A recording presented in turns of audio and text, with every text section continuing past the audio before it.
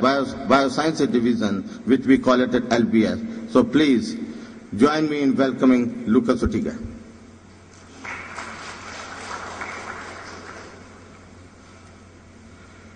Let me get out of your presentation. Here it is, I think.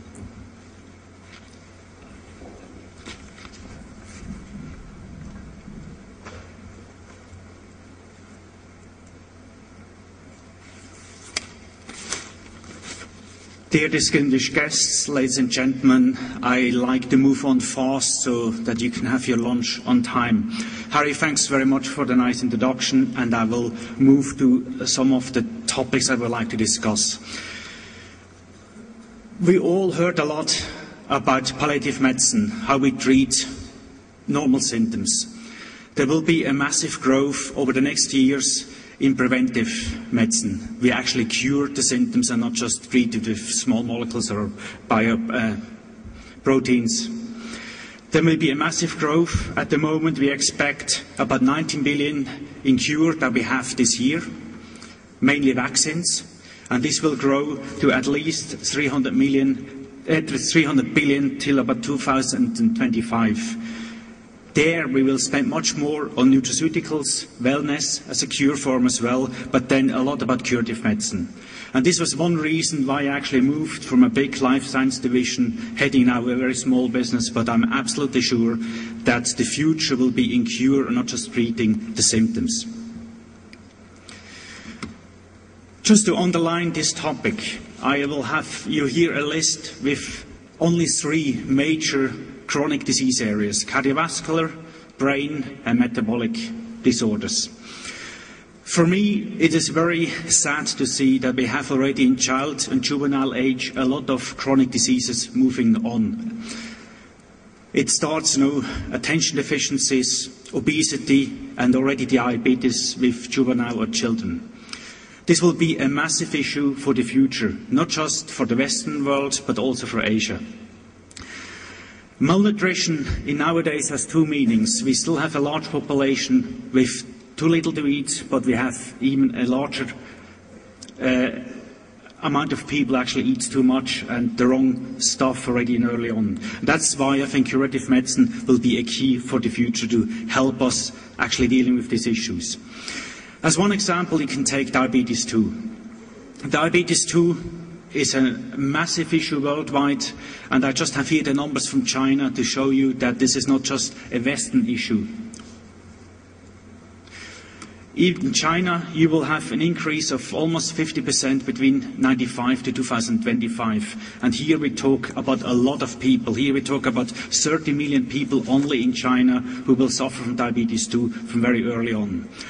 You can do a lot. There's some small drugs relieving the symptoms. There's nutraceuticals you can take, vitamin D, L-carnitine, omega-3 fatty acids to support. But there's only one cure with human embryonic stem cells. And this shows you one important area in the future where we really have to move to cure and not just to treat symptoms. Before I come into more a bit on curative medicine, the details, I would like to show you 2 types of cell therapy treatments that we have at the moment. The 2 very important different areas. We have on the one hand allogenic treatment, where you take tissue cells out of one person, you're creating a working cell bank, and then you treat thousands of people. So you have one cell out of one person that really treats a lot of people. That will be the future, will be very low cost, it was scalable. At the moment, we do already a lot on autologous, where you take one cell, you take your cell, you deliver it to an institute, they will recraft your cells and they will inject it back to you. Bone marrow treatment is here the key that we've done already since years. It's a low risk because the tissue comes from you, goes back to you. It's very easy on the regulatory side, but testing and releasing the products are very, very costly, and that is limiting at the moment the benefits to mankind. Cell therapy, viral vaccines, viral therapeutics, they're already on the market. Leukemia, I think it's the key, bone marrow transplants. Burn repairs is growing fast, we'll come back to this. We have especially on blindness, macular degeneration, wound repair and cosmetics, even applications with stem cells and cell therapy products already in the moment on the market. On the other hand, there's a lot of research going on. Diabetes, heart disease, a key area. Bone repair, cartilage repair is another very important area. And there's some minor areas like baldness, but I think for a lot of people this is important as well. So there's a lot of drive at the moment, not just in small biotech companies. When I talk now to our major pharma customers, there's a lot of interest and a lot of clinical programs running. Cell therapy, viral vaccines, follows the normal order. We all started pharma treatment in small molecules, then the proteins came, and cells are the next step forward. It is very important that we need a lot of cell know-how already in developing and discovering the early phases in small molecules and proteins. We can leverage now all this knowledge into cell therapy, where we have a lot of knowledge that we still have to gain, mainly in the pluripotent stem cell area, on the viral vaccines manufacturing area, and especially on the diagnostic side. There's a lot of open issues that you have to deal with.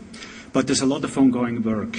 When we look at the production of a cell therapy product nowadays, as a difference to the small molecules or the proteins, you actually have the tissue sourcing at the beginning. You need a source of the cells.